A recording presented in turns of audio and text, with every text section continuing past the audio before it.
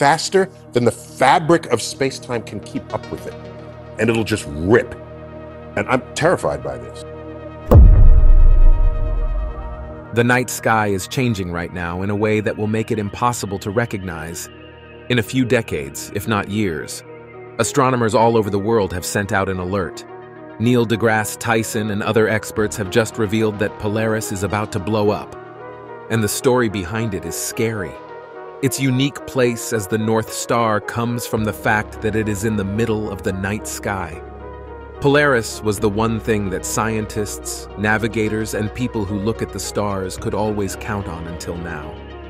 This could change soon, and when it does, our night sky and math for measuring the stars could also change. It will never be the same. Come with us as we talk about how dangerous this threat is and what it means for all of us. As Polaris's story comes to a close, let's look into it. Polaris has been respected for a long time as the North Star that guides sailors, scientists, and sailors for hundreds of years as a way to find their way. Its steady appearance in the night sky has been an important part of using the starry sky at night. But everything could change in an instant. A new study given by the prestigious Royal Astronomical Society in September 2023 has put a shadow of doubt over the fate of this bright star in the sky. The star is about to blow up, and then it will never be seen again in the night sky. For now, let's look at the star before we talk about what this means.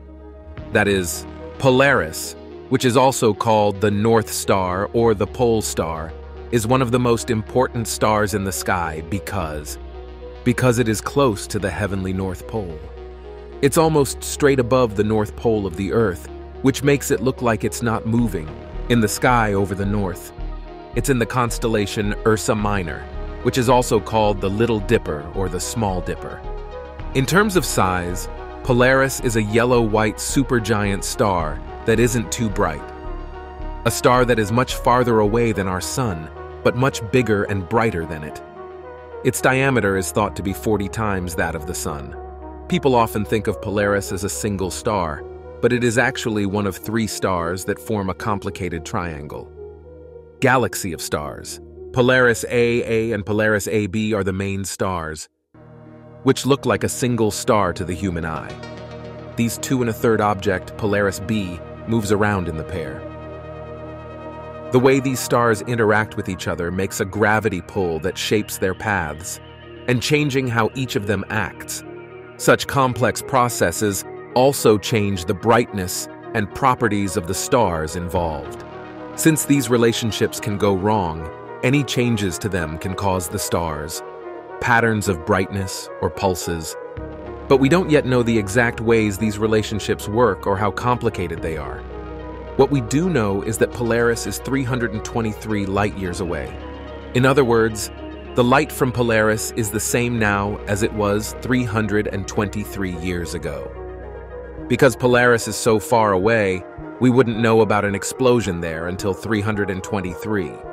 In a few years, when we see the event from Earth, it will have been going on for more than 300 years. Back then, as you might expect, expert statements are based on the real-world facts we see. So Polaris might have already burst by now, but we haven't seen it yet. Still, haven't seen the light from that event. The North Star has been important to many countries and times throughout history, giving important societal, geographical, and symbolic value. Because it stays in the same place near the heavenly North Pole, it is very useful. Ancient sailors and explorers used to help them find their way. It was a sort of guide light that helped sailors find their way across the seas, and comes down. It was a good point of reference because it was almost straight on with the Earth's axis, a way to figure out which way to go, especially in the northern hemisphere. In many traditions, Polaris is a sign of something important. In some cultures, it stood for steadiness and consistency. It's also thought of as a pole star that has stayed put in the middle of the dance of the stars, of the sky at night. In stories and folk tales, it often stood for direction, security, or an anchor in the sky. It was also very important for measuring galactic distances and setting instruments. These pulsations follow a pattern that can be predicted. At least that's how the star usually acts, which makes it easy to guess what the pattern will be. But lately, the star hasn't been acting the way people usually expect them to. Astronomers have no idea why its pulse cycle isn't regular in this disturbing way. A better look at this strange thing in the sky. Polaris's pulsations are no longer following a regular pattern. Instead, they are becoming more random, and random loop of getting darker and brighter. There is now a lot of talk about the problem among scientists who say the star may be almost dead. This fits with what we see when a star is getting close to the end of its life. The steadily lengthening of Polaris's pulse period, which had been steady in its cycle fading and lighting, is caused by the way the stars engage with each other, that we think of as one. From our end, we can see that the yearly increase in the length of the pulses stays the same, at 4 minutes and 5 seconds. It might not seem important, but it is. The changes in Polaris's atmosphere may have been caused by the stars interacting with each other, factors that have a direct effect on its heartbeat patterns. But some people are not convinced. They think the star will blow up soon. There's a good reason to think this because Polaris's strange behavior is very strange. Similarities to the star Betelgeuse. Like Polaris, Betelgeuse, a bright star in the constellation Orion, has shown. Discouraging changes in its brightness have led to rumors of a possible imminent an explosion. An awful lot of experts have already warned that the star will end soon.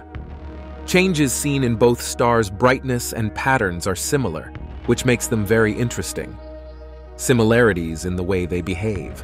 During their sunset stages, Cepheid stars show these kinds of trends in how they act before they reach, where their life cycles came to an end.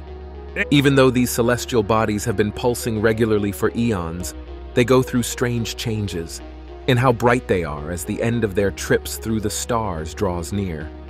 NASA was very interested in the strange things that Betelgeuse was doing. The agency's increased worry about Betelgeuse's possible blast is different from, with the strange things that have been seen in Polaris. Even though NASA is very interested in and alert to Betelgeuse's strange behavior, concern and similar close attention have not yet been officially announced for Polaris. Cepheid stars start a long trip through different stages of their growth. When stars are young, their temperatures and brightness are not very high. After this, they move on to the major sequence phase, which is marked by nuclear fusion, where they stay the same for billions of years. As their hydrogen fuel runs out, they eventually move into the red giant phase, which is marked by the warmth and brightness rising quickly. During the red giant phase, the star's energy output goes through a huge jump, which ends in a terrible explosion. A supernova is the name for the bright show that happens when they shed their upper layers. A white dwarf is the name for the thick, compact body that is left over after an explosion. Polaris's uneven pulses have led experts to believe that the star has entered the stages of helium loss that can be seen in Cepheid stars that are getting close to the end of their lives. When a Cepheid star runs out of steady helium, it goes through irregular pulsations, which is changing how bright it is. This loss sets off a chain of events that can cause light sources to be off at odd times, possibly, showing how Polaris is going through the depletion process. It's important to keep in mind, though, that while these strange things do match up with behaviors, proof that Polaris is real, showing Cepheid stars in their dusk stages, getting close to the end of its life cycle are still not clear. Astronomers are still looking into and trying to figure out what these strange events mean. What will happen to Polaris? It's likely that Polaris going supernova would be a beautiful sight in the sky. The star would suddenly get so bright that it might be brighter than the moon, becoming one of the brightest things in the sky at night. This might go on for days, weeks, or even months. It's possible that the star will look very different. It might change into a bright point of light or a moving object, and it might even grow bright colors before going away. We, on the other hand, would be completely safe. Polaris's size and weight make it likely that the Earth would be safe, even if the star were to blow up. A Polaris explosion might not be as impressive to look at as a Betelgeuse explosion. It might still be bright enough to see with the human eye for a long time, and beat out nearby stars. Many astronomers and telescopes would pay attention, as well as scientists in general, and stargazers all over the world would be interested in the event. Still, the exact site and effect on Earth's atmosphere or surroundings would be less important than a supernova event that happened closer. What about the star, though? Along the edge of a possible stellar event, what will happen after the disaster of the North Pole? Let us clear this up. A supernova is generally how big stars die, but this probably won't be one. The case with Polaris.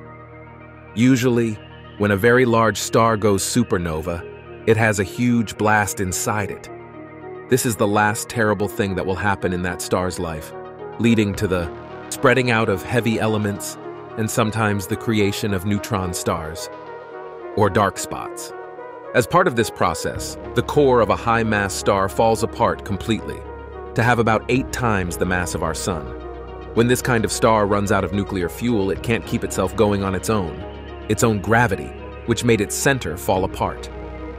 This fall sets off a strong shock wave that spreads outward and blows up the star in a violent way.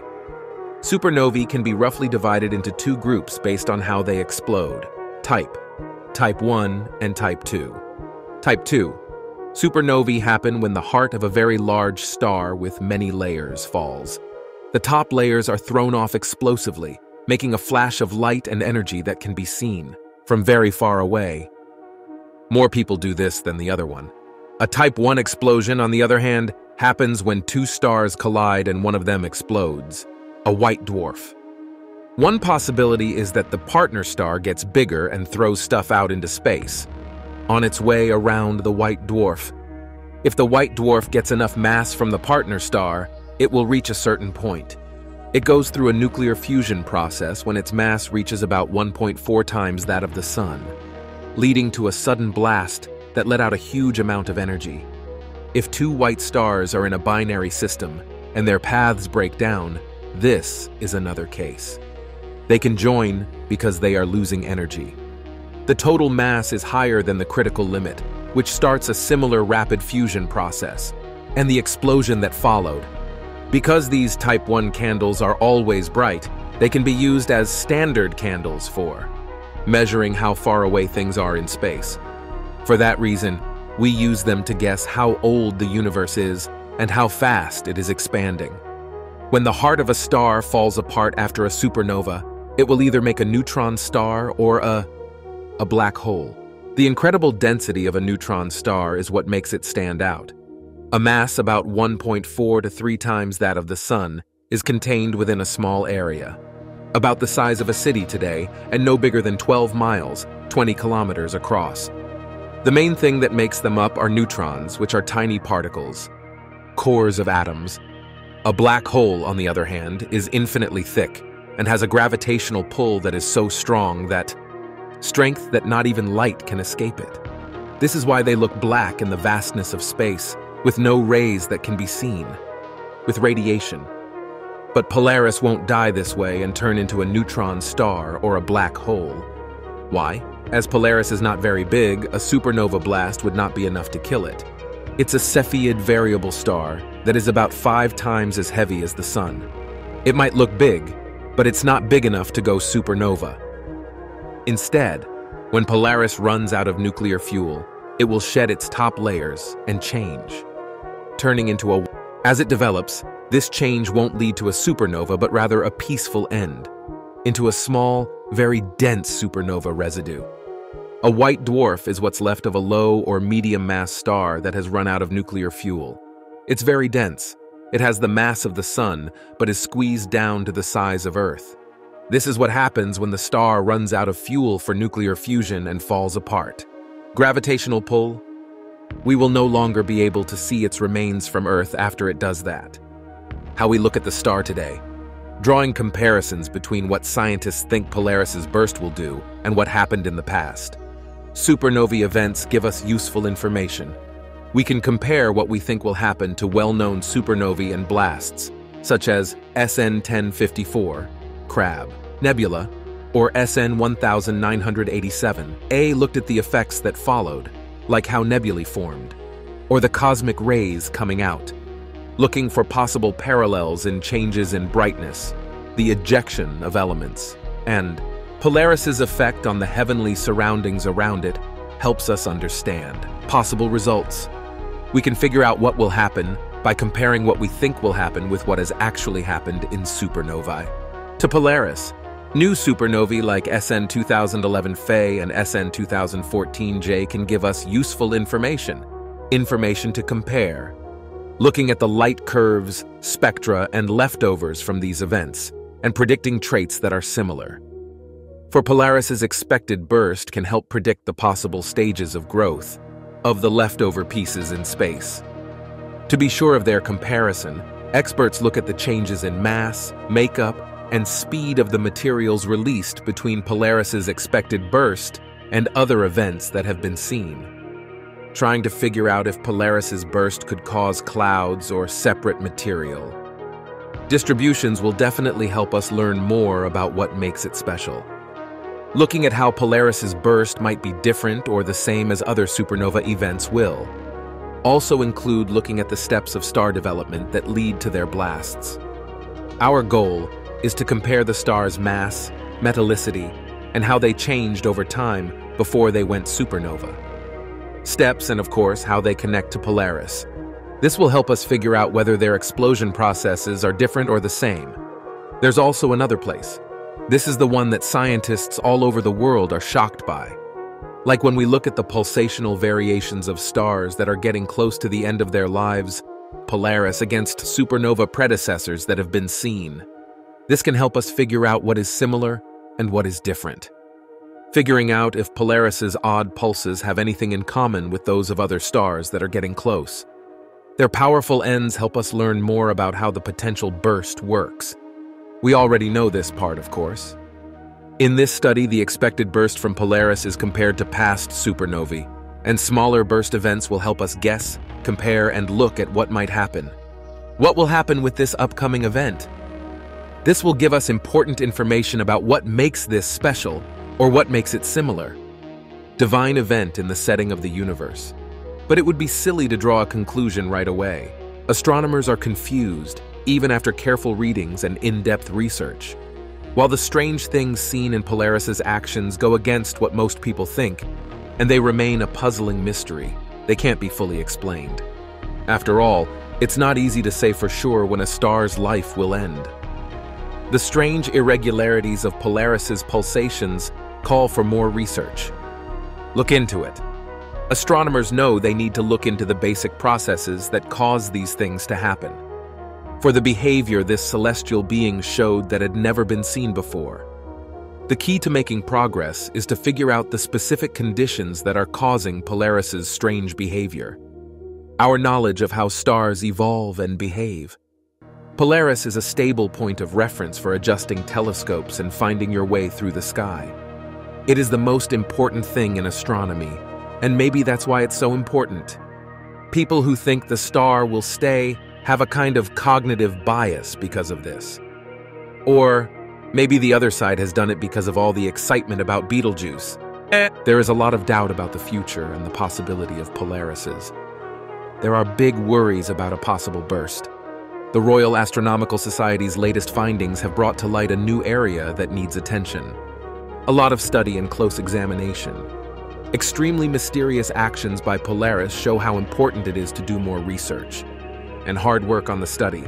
The uneven pulsations are very complicated, and astronomers need to figure them out.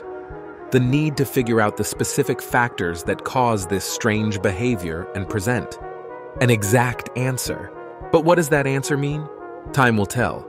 As for us, all we can do is increase our understanding of how things work, forming Polaris's bumps and bumps. If Polaris had a terrible accident, losing this important reference would be a huge problem. In the night sky could have a big effect on how well ground-based binoculars work, measuring things in space. This would mean we would have to recalibrate our ground equipment, which would also change how accurate. Evaluations of the stars, a real loss that can't be replaced. The strange things Polaris has been doing have revealed a world of unknowns in the astronomical field. Because it's possible that it will soon burst, people need to be extra careful. Study projects and an organized effort to understand the unique complexities of the sky, causing it to act in strange ways. Thank you for watching.